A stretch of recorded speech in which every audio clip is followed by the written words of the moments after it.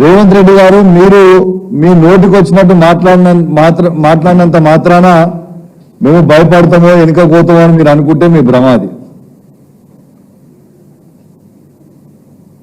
ఇలా మూసి river front అనే పేరు మీద ఇలా రేవంత్ రెడ్డి గారు 1,00,000 కోట్ల రూపాయల స్కామ్ చేస్తా ఉన్నాడు. 101% ఇది 1,00,000 కోట్ల రూపాయల స్కాము.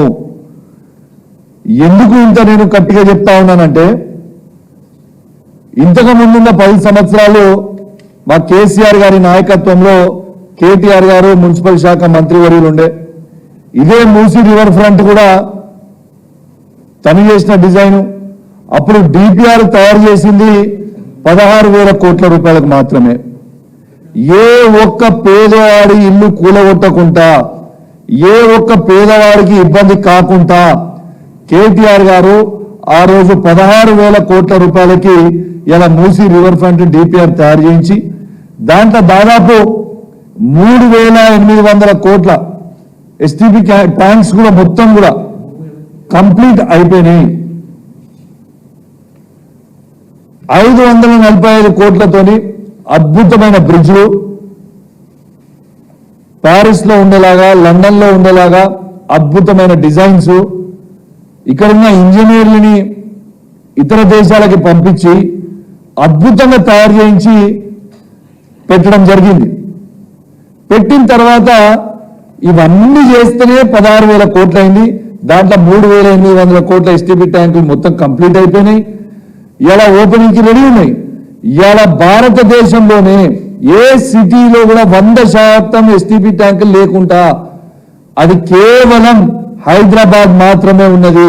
ఇది కేసీఆర్ గారి నాయకత్వంలో కేటీఆర్ గారి క్రెడిట్. ఇది వాస్తవమా కాదా ఒక్కసారి చెప్పండి.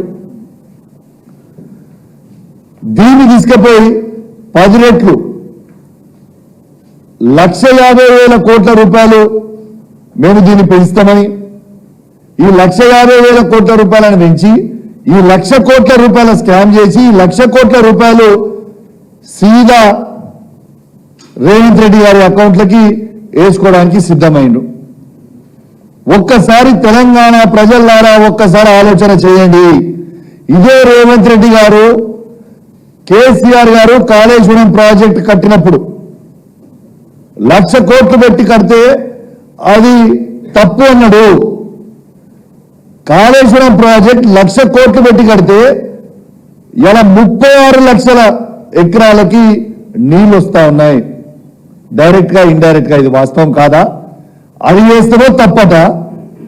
పేదోళ్ళ ఇల్లు కూలగొట్టి ఈయన బ్యూటిఫికేషన్ చేసుకుంటా తప్పులేదట. అంటే 1,00,000 కోట్ల రూపాయల స్కామ్ ఈ మూసీ రివర్ లో ఖచ్చితంగా రేవంత్ రెడ్డి గారు చేయడానికి సిద్ధం చేసిందని చెప్పి సందర్భంగా తెలియజేస్తా ఉన్నాను. ఇలా నిన్న మాట్లాడుతూ ఇంకో మాట మాట్లాడతాడు. కేటీఆర్ గారిదట, హరీష్ రావు గారిదట ఈపు చింతపండు చేస్తారట ఆయన. మరి మీ భాషల్లోనే చెప్తున్నారు రేవంత్ రెడ్డి గారు. నువ్వు మొగోడివే అయితే హైదరాబాద్ లో ఏడికి పోదాం చెప్పు. కుక్కట్పల్లికి వస్తావా, నాగోల్కి వస్తావా, రాజేంద్ర నగర్కి వస్తావా, జియాగూడకు వస్తావా, ఇంకా ఏడా ఈ మూసీ రివర్ ఫ్రంట్ పేదోళ్ళ ఇల్లు కూలగొడుతున్నావు ఆడికి నువ్వు వస్తావా సెక్యూరిటీ లేకుండా? రా. నువ్వు కేటీఆర్ గారిది, హరీష్ రావు గారిది ఈపు చింతపండు చేసుడు కాదు. ప్రజలు నీ ఈపు పుచ్చపండు చేయడానికి రెడీగా ఉన్నారు బిడ్డ. నువ్వు నోటికి వచ్చినట్టు మాట్లాడుతూ ఉన్నావు, నీ ఇష్టం వచ్చినట్టు మాట్లాడుతూ ఉన్నావు. నీ ఈపు పుచ్చపండు కావడానికి రెడీగా ఉంది. చాలా త్వరలోనే నీ ఈపు పుచ్చపండు ప్రజలే చేస్తారని చెప్పి సందర్భంగా తెలియజేస్తా ఉన్నాను. ఇలా పేదోళ్ళ కన్నల్ల రక్తం చూస్తా ఉన్నావు నువ్వు. ఇలా పేదోళ్ళ ఇల్లు కూలగొడితే ఏమొస్తుంది నీకు? నాకు అర్థం కాదు. గరీబోళ్ళ ఇల్లు కూలగొడితే ఏమొస్తుంది నీకు? వాళ్ళని ఎందుకు ఇబ్బంది పెడతా ఉన్నావు? నేను స్వయంగా కేసీఆర్ గారి నాయకత్వంలో కేటీఆర్ గారితో, హరీష్ రావు గారితో, నేను కూడా మా శాసనసభ్యులు అందరం కూడా కలిసి ఇద్దరితో కూడా పోవడం జరిగింది.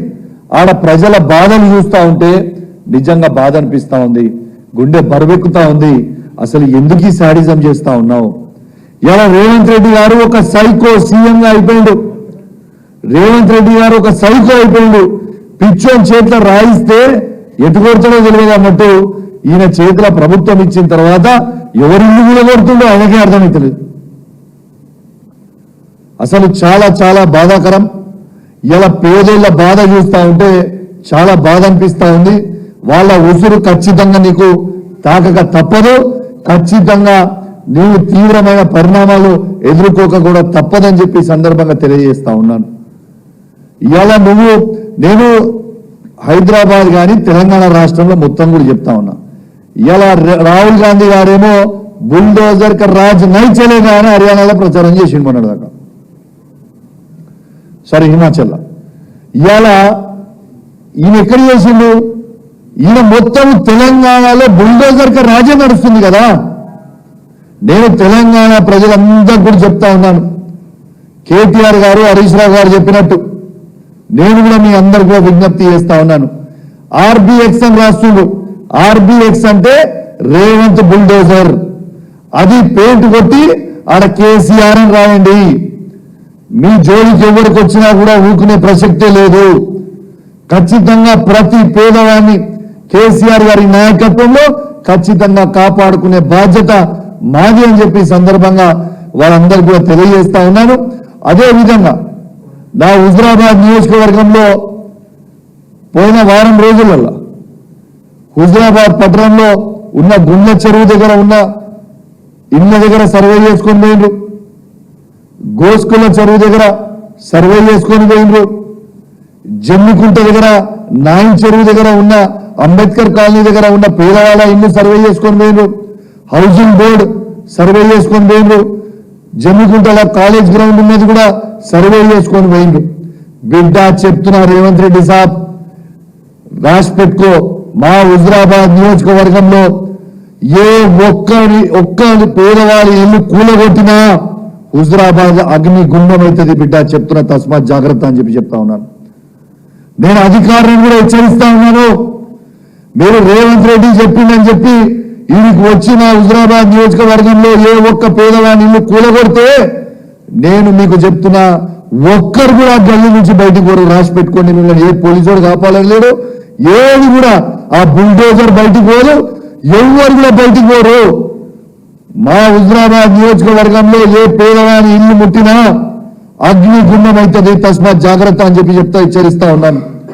అధికారులకు కూడా చెప్తా ఉన్నాను, ఎక్స్ట్రా చేయకూడదు మీరు. ఇవాళ ఆంధ్రాలో ఇట్లనే అధికారులు ఎక్స్ట్రా చేస్తే ఏమైందా, 3 డీజీపీ ర్యాంక్ సంబంధించిన ఐపీఎస్ ఆఫీసర్లని సస్పెండ్ అయినరు. రేపు మళ్ళా కేసీఆర్ గారు వచ్చిన తర్వాత రాక ఎట్టి పరిస్థితి తప్ప 100% కేసీఆర్ గారు మళ్ళా ఈ తెలంగాణ రాష్ట్రానికి ఖచ్చితంగా ముఖ్యమంత్రి అవుతారన్న డౌట్ ఏం లేదు. కేసీఆర్ గారు వచ్చిన తర్వాత ఇవాళ ఏ అధికారులు ఎక్స్ట్రా చేస్తున్నారో మీ అందరూ కూడా జైలుకు ఒక తప్పని పరిస్థితి అవుతుంది. మీరు గీత దాటి పనిచేస్తే మీరు ఇబ్బంది పడే పరిస్థితి వస్తుంది. నేను చెప్తున్నా, మీరు అనుకుంటున్నారేమో ఏమైతుంది, ఏది పర్మనెంట్ కాదు, గుర్తుపెట్టుకోండి. మీ రూల్స్ ప్రకారం చేయరు తప్పితే అసలు వాస్తవంగా చెప్పాలంటే అసలు వీళ్ళు కూడగొట్టలేదో నాకు అర్థమవుతుంది. మొన్న మా కిషోర్ గారు చెప్పారు, ఆల్రెడీ హైకోర్టు జడ్జిమెంట్ కాపీ ఉంది, ఏ పేదోని ఇల్లు కూలగొట్టొద్దు అనేది హైకోర్టు జడ్జిమెంట్ కాపీ ఉంది. వీళ్ళు చేసే పని మొత్తము it is contempt of court. వాళ్ళ జడ్జిమెంట్ కి దిస్ ద ఫ్యాక్ట్. ఎందుకు ఇబ్బంది పెడతా ఉన్నారు పేదలని? నేను దయచేసి చెప్తా ఉన్నాను, ఎవ్వరు కూడా భయపడకండి. ఖచ్చితంగా ప్రతి పేదవారికి కేసీఆర్ గారి నాయకత్వంలో బీఆర్ఎస్ పార్టీలో ఉన్న ప్రతి శాసనసభ్యులము, మండలి సభ్యులము, పార్లమెంట్ సభ్యులము, మా బీఆర్ఎస్ పార్టీ ప్రతి సైనికుడు మీతోని అండగా నిల్చుంటాం. ఈ కష్టకాలంలో మీ వెంట ఉంటాం. ఈ సైకోని దించే వరకు ఆ కుర్చీ నుంచి, రేవంత్ రెడ్డి గారి సైకోని కుర్చీ నుంచి దించే వరకు మీ పక్షాన ఉండి పోరాడతామని చెప్పి ఈ సందర్భంగా తెలియజేస్తూ సెలవు తీసుకుంటా ఉన్నాను. జై తెలంగాణ, జై కేసీఆర్.